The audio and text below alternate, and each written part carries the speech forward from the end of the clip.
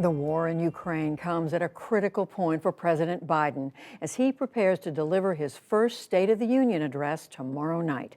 Jeff Bennett has more. Judy, in his speech, the president will lay out his domestic agenda, not just to Congress, but to a nation eager to move on from the deadly COVID pandemic, but which is now facing new worries over inflation and Russia's invasion of Ukraine. Here to assess what's at stake are Amy Walter of the Cook Political Report with Amy Walter and Tamara Keith of NPR. With a welcome to you both. Tam, I'll start with you because President Biden, with this speech tomorrow, is set to deliver what might be the most important presidential foreign policy speech of the post-Cold War era, given the situation in Ukraine, given Putin's apparent desire to redraw the post-Cold War security map of Europe. And President Biden also has to speak directly to the issues that Americans are facing: COVID, record high inflation. How does the White House say he intends to do that? He is going to address all of those things, and he's going to do it, I think, in a way that is more big picture, more philosophical. That's what these State of the Union addresses are for, is to sort of speak directly to the American people and lay out his vision. You can expect that on COVID. Most of his speeches on COVID recently have, as many as there have been, which isn't very many, have been very tactical.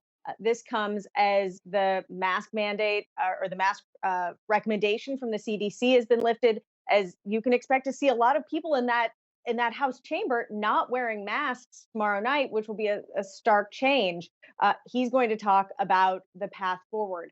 On Ukraine, the White House indicates that he is going to emphasize the work that he has done to unite America's allies against Vladimir Putin and against Russia. Uniting the NATO allies, the European Union, that was not a given going into this, and that's a case that the White House says the president will make.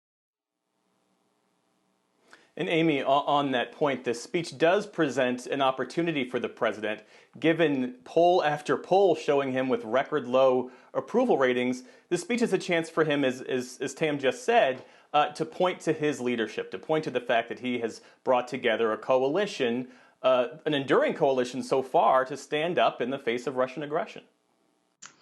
Well, Jeff, it's interesting. He is coming into this State of the Union address with, you're right, his public opinion polling is the lowest it has been in the course of his presidency. At the same time, though, at least in the early polling we're seeing that's coming out this week, at the beginning of the war in Ukraine, Americans are actually unified. They're unified in their support for the sanctions that have already taken place on Russia. More Americans now than even earlier in February saying they support the decision of President Biden to send U.S. troops to NATO countries. We're seeing 80+% of Americans saying Vladimir Putin's a bad guy and we don't think he has any, his decision to go into Ukraine has no basis in fact or reality.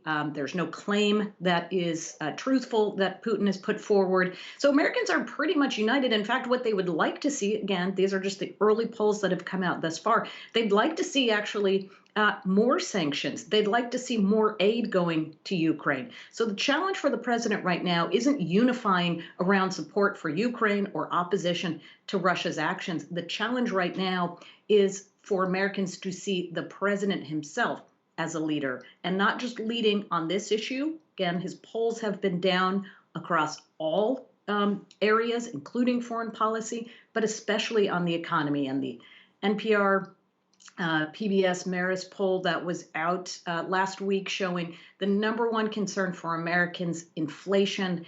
That's something he's going to have to talk a lot about because that is the top anxiety right now for the majority of Americans.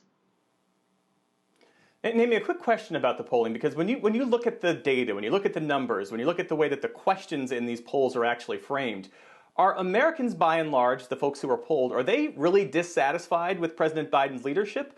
Or are they Americans generally just in a dour mood, given this pandemic going into year 3, given inflation, and they're sort of projecting that mood onto the guy in charge?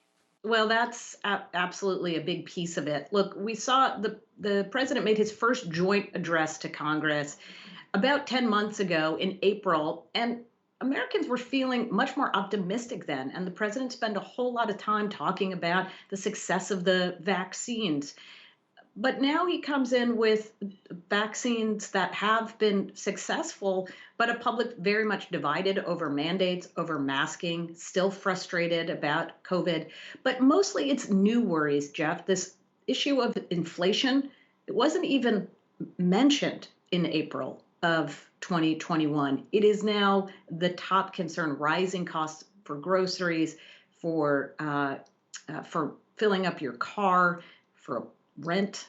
And the challenge, I think, we will soon find out is whether the president can come back from many Americans who once thought that he was handling the problems that America was facing quite well. Now, even on COVID, opinions of his handling of that has dropped.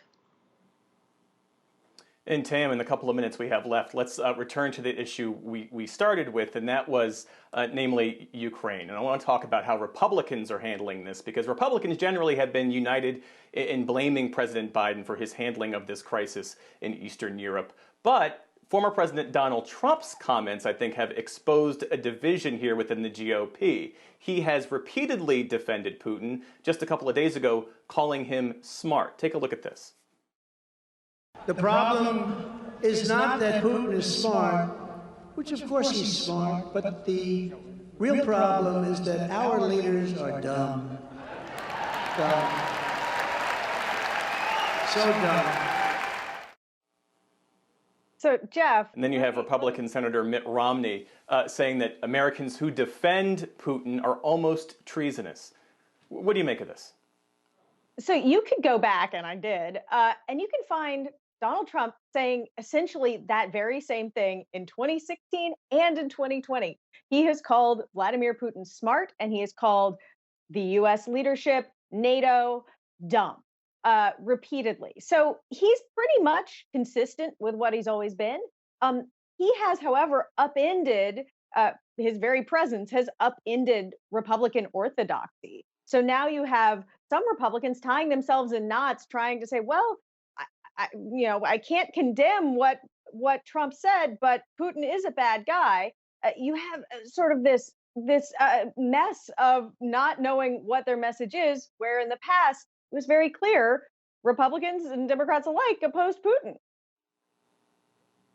Yeah, Tamara Keith and Amy Walter, thanks as always for your great insights. You're welcome.